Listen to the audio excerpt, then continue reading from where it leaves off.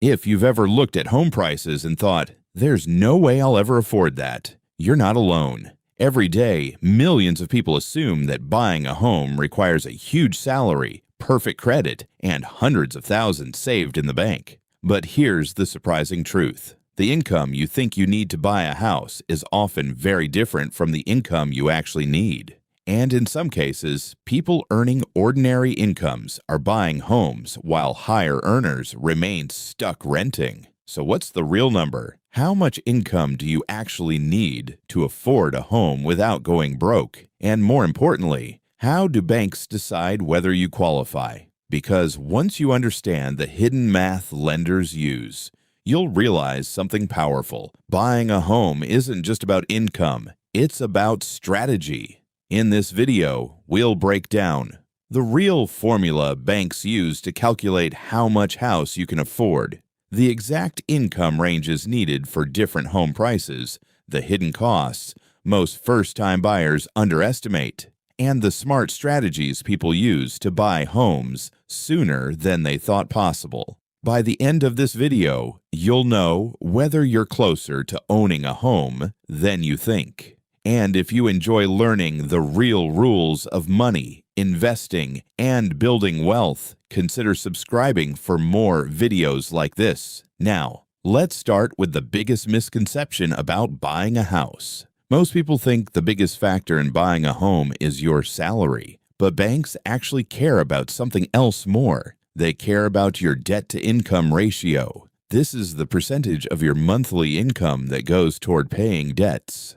Lenders use it to determine how much financial pressure you're already under before approving a mortgage. In simple terms, it answers one question: how much of your income is already spoken for? Most lenders prefer your total debt payments to stay below about 36% to 43% of your gross monthly income. This includes mortgage payments, car loans, credit cards, student loans, personal loans. Let's make this simple with an example. Imagine someone earns $5,000 per month before taxes. Using the 36% rule, their total monthly debt payments should stay below $1,800. If they already pay $300 for a car loan, $200 for credit cards, that leaves $1,300 available for a mortgage payment. This number becomes the foundation for how much house they can afford. But here's the part most people don't realize. A mortgage payment isn't just the loan itself. It includes 4 components, often called PITI: principal, interest, taxes, insurance. All 4 determine your real monthly housing cost. And once these are calculated, lenders can estimate the maximum home price you can afford. Now let's translate this into actual house prices. Financial experts often recommend that your home price should be no more than 3 to 5 times your annual income. Here's what that typically looks like. If you earn $40,000 per year, a comfortable home price range might be $120,000 to $200,000. If you earn $60,000 per year, the range could be around $180,000 to $300,000. For someone earning $100,000 per year, affordable homes may fall between $300,000 and $500,000. But these numbers are just guidelines, because interest rates play a huge role in affordability.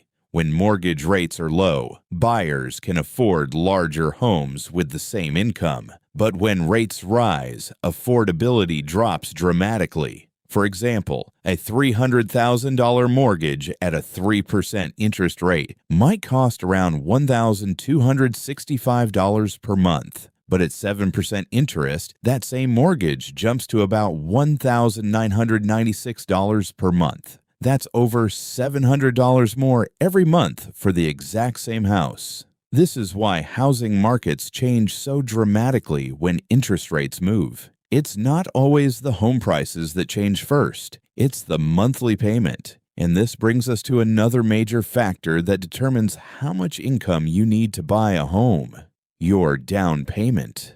The bigger your down payment, the less money you borrow. And the less you borrow, the lower your monthly payment becomes. Traditionally, people believed you needed a 20% down payment to buy a home. But today, many loans allow far smaller down payments. Some common options include 3% down for certain conventional loans, 3.5% down for FHA loans, 0% down for some government-backed programs. However, smaller down payments often come with additional costs. For example, many loans require private mortgage insurance, also called PMI, if your down payment is less than 20%. PMI protects the lender, not the buyer, and it can add hundreds of dollars to your monthly payment. This means two buyers with the same income could afford very different homes depending on their down payment. Now let's talk about the hidden costs that surprise many first-time buyers. Because the mortgage payment is only part of the story, home ownership comes with expenses renters rarely think about. First are property taxes. Depending on where you live, property taxes can add hundreds or even thousands per year to your housing costs. Next is home insurance. Lenders require insurance to protect the property from damage or disasters. Then there's maintenance. Homes constantly need repairs. Roofs wear out, appliances break, plumbing fails. A common rule of thumb is to set aside 1% of the home's value each year for maintenance. So if you buy a $300,000 home, you might budget around $3,000 per year for upkeep. That's $250 per month many buyers forget to include. And finally, there are closing costs. These are the fees required to finalize the purchase of a home. They typically range from 2% to 5% of the home price. For a $300,000 home, that could mean $6,000 to $15,000 upfront. When people say buying a home requires savings, this is often what they're talking about. Now here's the part most financial experts agree on. Just because a bank approves you for a certain mortgage doesn't mean you should take it. Banks calculate the maximum you can afford, but smart buyers focus on the comfortable number instead. Many homeowners aim to keep housing costs below 25% to 30% of their take-home income. This provides room in the budget for savings, investing, emergencies, travel, lifestyle spending, without feeling financially trapped by their house. Because becoming house poor is one of the most common financial mistakes buyers make. It happens when most of your income goes toward housing expenses, leaving little for everything else. A beautiful house isn't worth constant financial stress. Now let's look at a simple example. Imagine someone earns $70,000 per year. After taxes, they might take home around $4,400 per month. If they follow the 30% rule, their housing budget would be about $1,320 per month. Depending on interest rates and down payment, that could support a home price somewhere around $220,000 to $280,000. But here's where strategy comes in, because income isn't the only way to increase buying power. Many buyers improve affordability by reducing other debts first. Paying off a car loan or credit card balance can dramatically increase the mortgage amount lenders approve. Others boost their buying power by buying with a partner or spouse. Two incomes often double affordability, while many living costs stay the same. Some buyers also choose a strategy called house hacking. This involves buying a property and renting out part of it. For example, renting a spare room, renting a basement apartment, buying a duplex, and renting one unit. Rental income can help offset mortgage payments, making the home far more affordable. Another strategy is choosing a starter home. Instead of waiting until they can afford their dream house, many buyers start with something smaller. They build equity over time as they pay down the mortgage and as property values rise. Later, they sell and use the profits as a down payment for a larger home.